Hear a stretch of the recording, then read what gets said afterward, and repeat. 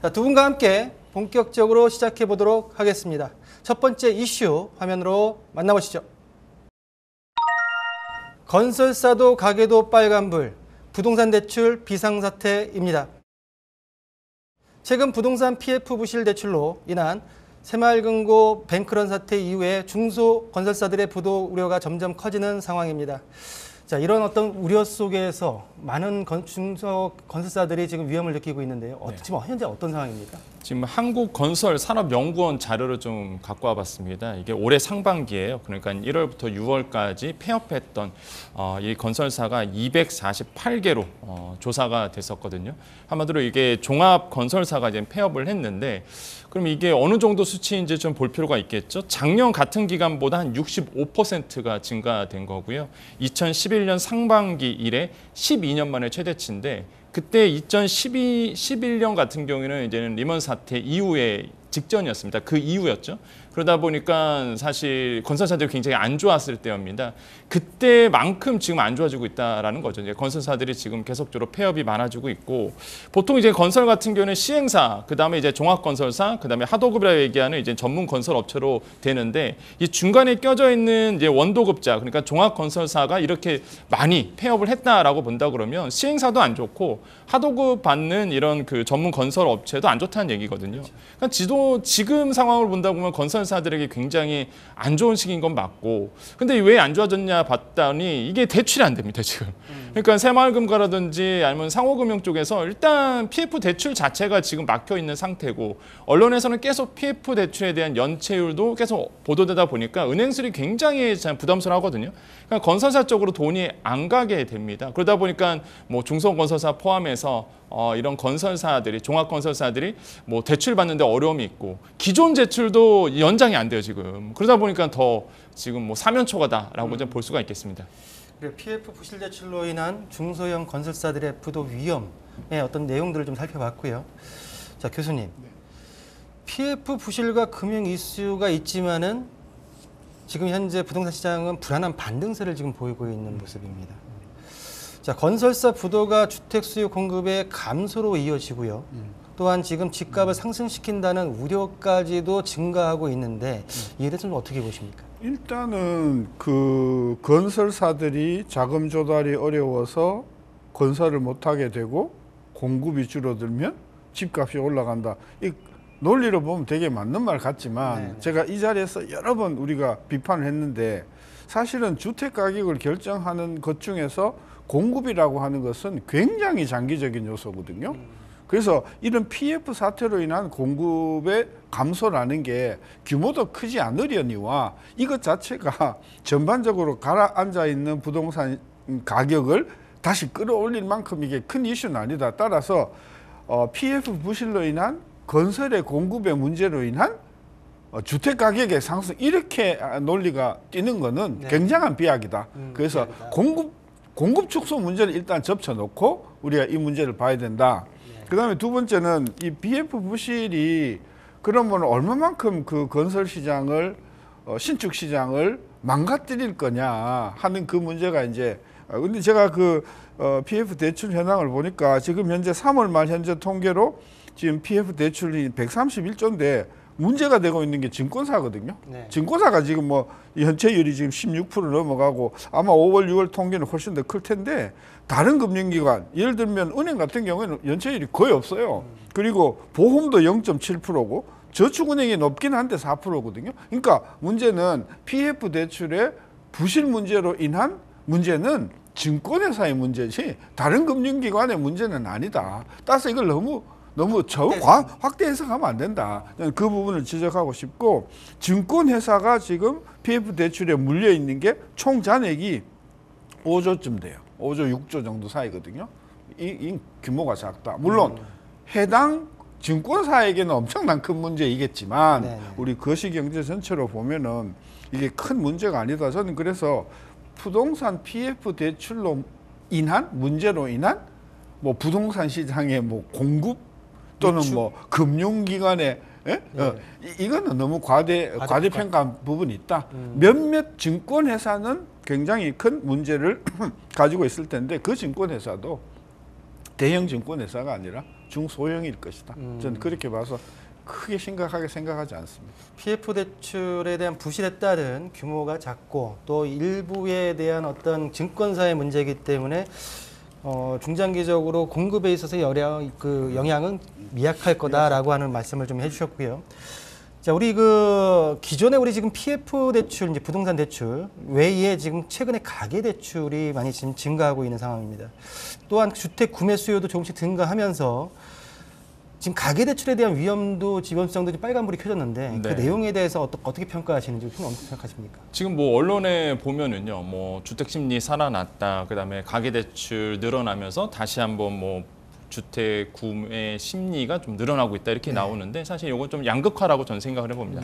그러니까 서울의 일부 지역에 대한 부분들은 분명히 뭐 좋은 시그널이 나오고 있지만 사실 지방 같은 경우는 아직도 굉장히 좋지가 않은 상황이거든요.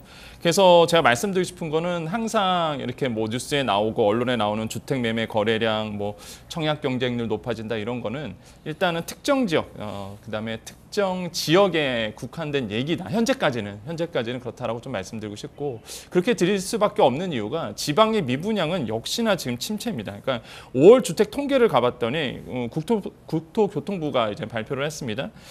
전국 미분양이 한 68,800 가구 정도 되거든요. 근데 이게 84%가 지방에 몰려 있습니다. 그러니까 지방 같은 경우는 아직도 미분양이 굉장히 많이 쌓여 있는 상태입니다. 그러다 보니까 사실 이게 뭐 분양이 뭐 다시 한번 살아난다 이런 얘기는 서울의 일부 지역에 이제 국한된 얘기다 보니까 이런 거는 좀 정확하게 알고 계셔야 된다고 말씀드리겠습니다.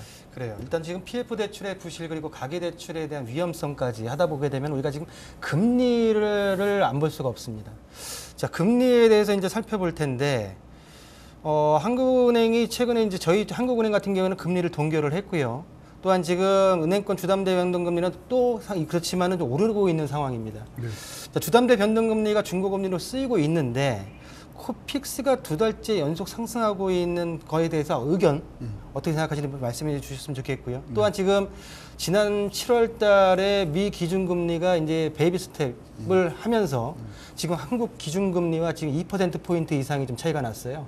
거기에 대한 의견은 좀 어떻게 생각하시는지 한번 교수님께서 말씀해 주시죠. 일단은 그거 이야기하기 전에 실거래 가격에 대한 우리 국민들의 인식을 좀 바로 해야 된다. 그 뭐냐 하면 이게 실거래가가 실제로 계약을 한 가격을 통계로 잡은 거거든요. 그렇죠. 무슨 이야기냐 하면 예를 들어서 집을 팔려고 하는 사람이 지금 시세가 낮단 말이에요. 그럼 안 팔잖아요.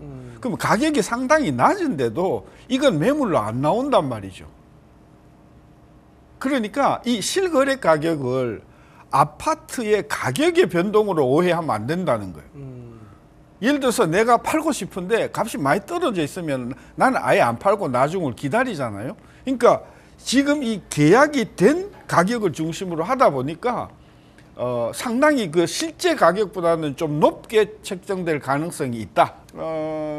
그다음에 코픽스가 2달 연속 상승했는데 이거는 그동안 정부가 이렇게 인위적으로 가격을 좀 막 낮춰서 적용하려고 했던 그런 힘이 작용했던 거거든요. 이제는 못 견디는 거죠. 왜 못 견디냐? 지금 오늘 아침에 미국 금리를 올렸단 말이에요. 그러면 대출 금리, 예금 금리가 앞으로 계속 올라갈 거다. 그러면 당연히 코픽스 금리도 올라갈 수밖에 없거든요. 그렇죠. 지난 몇 달 동안 코픽스 금리가 올라간 것은 정부가 좀 죄송하지만 인위적으로 너무 높으니까 낮추었기 때문에 이게 올라오는 것이다. 저는 그래서 앞으로 당연히 코픽스 금리가 올라가면서 대출 금리가 상당히 올라갈 것이다라고 하는 부분을 우리 한국은행이 기준금리를 올리지 않더라도 저는 올라갈 것이라고 보는 거죠. 지금 현재 아까 말씀드렸지만은 지금 현재 미국 기준금리하고 한국 기준금리하고 2%포인트 차이가 지금 났습니다. 그러니까 예전에 우리 교수님께서 이 지난 방송 때 말씀하셨던 환율 방어에 대해 말씀하셨거든요. 환율 방어가 과연 가능하겠습니까? 그러니까 지금 1.75만 하더라도 우리 한국 역사상 가장 금리 역전 규모가 큰 거잖아요. 네네. 이제 그 1.75가 버틸 수 있었던 이유는 한국 돈이 굉장히 강세였기 때문이다. 그럼 한국 돈이 강세인 이유는 뭔가 제가 들여다봤더니 세 가지예요. 첫째, 우리나라에서 기업들이 해외에 투자 많이 했어요, 안 했어요? 지난 2년 동안 1년에 한 700억 불씩 나갔거든? 네, 네. 그럼 나가려면은 달러를 사야 되니까 환율이 올라가는 요인이잖아요. 그렇죠. 이게 금년 들어와가지고 절반으로 줄었어요. 그 나가는 돈이 확 줄었어요. 그게 이제 환율을 내리는 요인이 됐고, 둘째는 외국인 투자가들이 국내에 채권 투자를 하면 정부가 배당이나 이자 소득에 대해서 소득세 감면을 작년 10월서부터 했거든요. 그렇죠. 그러니까 외국인들의 입장에서는 한국의 국채를 사면 국채 수익률도 빵빵하지만 소득세를 면제해 준단 말이에요. 이게 그게 세 번째는 우리 정부가 은연중에 우리나라 금융기관으로 하여금 달러를 좀 많이 실탄을 비축해도 해가지고 대출을 많이 하게끔 했어요. 그래서 우리나라 금융기관들이 외국에서 돈을 많이 끌어다 지금 쟁여놨어요. 네. 그게 시장에 나오니까 환율이 내려가는 거거든요. 그래서 아까 우리 앵커 지적이 뭐냐면 앞으로 2% 금리 차가 이게 유지가 될 수 있냐? 될 수 있다. 왜? 환율만 내려가주면 될 수 있다. 근데 환율이 내려가주려면 아까 제가 이야기했던 세 가지 요건들이 더 빵빵하게 맞춰줘야 되겠죠. 우리 외국에 투자가들이 많이 들어와야 되고 우리나라에서 밖으로 많이 안 나가야 되고 우리나라 금융기관들이 많이 대출을 받아가지고 이 실탄을 많이 쟁여놓으면 되는데 그게 될지 안 될지는 윤석열 정부의 역량에 달려있다. 이제 외국인들이 한국 경제를 어떻게 보느냐에 따라서 달려있다. 여기에 관건이 뭐냐? 내년도 총선이란 말이에요. 총선. 내년 총선에서 만약에 지금 집권 여당이 과반 의석을 차지하지 못하면 한국 정치에 대한 불안이 있지 않겠어요? 경제에 이게 영향을 미치죠. 예, 있다, 저는 그래서 이 총선 변수가 굉장히 중요한 알겠습니다. 작용할 것 같아요. 자, 미 기준금리와 한국 기준금리의 차이에 따른 환율 방어까지 좀 알아봤고요. 우리 평론가님도 이제 경제평론가로서의 지금 환율에 대한 게 지금 민감하다고 생각이 들어요. 네. 또한 우리가 지금 오랫동안 지금 방송을 하면서 부동산 가격의 상승이 폭등했던 거를 예전에는 공급에 대한 어떤 포커스를 맞췄지만 결국 보니까 환율 유동성이었단 말이죠. 네네. 지금 이제 환율에 대한 게 우리 한국 기준금리는 동결을 시키는 반면 네네. 현재 지금 미국 기준금리 같은 경우에는 이제 5.5%까지 올라갔습니다. 네.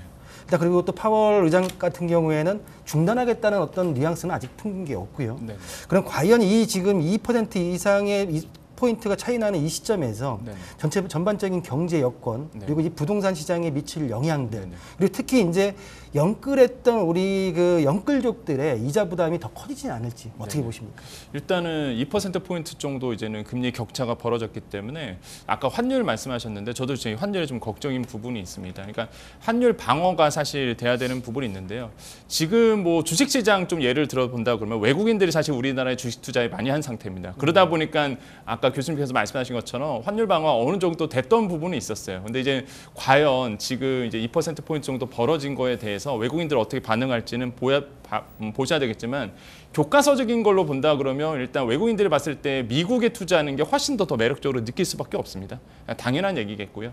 그렇기 때문에 이제는 교과서적인 얘기지만은 환율을 뭐 달러 싸들고 다시 한번 나갈 수 있는 부분 이런 것들을 이제 주의하셔야 되겠고 어쨌든 간에 그렇게 된다 그러면 우리나라의 금통위에서 이제 조만간 뭐 금리를 한번 더 올릴 가능성도 없지 않아 있다라고 저는 생각을 해보거든요. 물론 지금 뭐 가계부채라든지 뭐 부동산 문제 때문에 사실 뭐 금리 동결이 된다는 얘기도 있겠지만은 일단은 뭐 금통위 입장에서는 금리를 한번 올릴 가능성도 여전히 남겨뒀다라고 저는 생각을 해봅니다. 금리가 올라간다. 그렇죠. 그럼 다시 한번 부동산 시장에 큰 영향을 줄 수밖에 없는 구조다 보니까 항상 이제 모니터링을 잘 하셔야 되겠다는 말씀드리겠고요.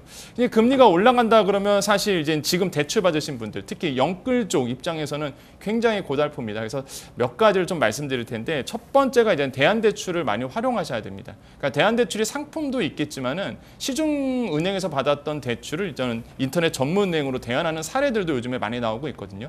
근데 여기서 이제 중요한 게 중도상환 수수료겠죠. 이제 중도상환 수수료는 이미 아시겠지만 3년 이내에는 사실 수수료를 냅니다. 그럼 3년이 보통 시중은행 같은 경우는 3년 넘어가면 상환수수는 없거든요. 근데 이런 부분은 좀 아셔야 되겠는데 자녀 대출이 3개월 미만인 것도 사실 면제가 되고요. 그다음에 변동금리에서 고정금리로 갈아타는 것도 사실 중도산소로 면제를 받을 수 있습니다. 그래서 이런 것도 알아주시면 되겠고 두 번째로는 특례보금자리론을 활용하시는 거겠죠. 이미 많은 분들이 사실 이 변동금리를 고정금리로 바꿔주는 특례보금자리를 통해서 또 많이 갈아타셨어요. 그래서 이런 것도 이제 한 번 더 눈여겨보시는 것도 굉장히 도움이 될 것 같고 세 번째로는 금리나 요구권입니다. 아마 많은 분들이 그러실 거예요. 아니 어떻게 주담대 금리나 요구권이 이게 되나요? 라고 이제는 질문하실 텐데 원론적으로 됩니다. 은행에서 안 해줘서 그런 거지 사실 주담대도 금리나 요구권 사용할 수 있거든요. 근데 보통 제가 불만이 그거예요. 보통 우리가 주담대 받는다 그러면 내 신용 다 계산하잖아요. 그렇죠. 그러면서 이 금리나 요구권 한다 그러면 은행에서 항상 얘기하는 게 그겁니다. 무슨 담보부 대출에서 무슨 금리나 요구권을 요구하냐 이러는데 이거 돼요 사실. 되는데 실제 금리나 요구권을 요구하게 되면은요 이제 거부하는 경우가 많습니다. 근데 실제 금리나 요구권이 실제로 사용이 되는 케이스가 있는데 이게 해봤자 0.01%거든요. 이게 요거밖에 안 내려가요. 그러니까 저는 이건 조금 정부가 과감하게 좀 메시지를 들이대야 된다. 그래서 이런 부분은 굉장히 저는 불만이다. 그래서 이런 것들을 이제 요구할 수도 있다라고 좀 다시 한번 강조를 해드리겠습니다. 지금 아까 말씀하신 것 그 내용 중에 어떻게 특례보금자리론 네네. 그때 한도라고 할까요? 전체 금액이 한 40조 원 정도로 했던데 아직 좀 남아 있나요? 네, 남아 있습니다. 네, 특례보금자리론 아직 남아 있고 이거를 좀 적극적으로 주담대 받으신 분들은 활용을 해보시는 것이 저는 굉장히 좋다라고 좀 생각을 해보거든요. 알겠습니다. 지금도 많이 하고 계세요. 지금. 알겠습니다. 우리 평론가께서 일단은 지금 그 이자 부담이 심하신 주담대 받으신 분들의 어떤 도움 말씀까지 좀 주셨고요. 자, 첫 번째 이슈로 비상사태 부동산 대출과 그리고 미 기준금리 인상에 따른 한국 부동산 시장의 영향까지도 한번 살펴봤습니다.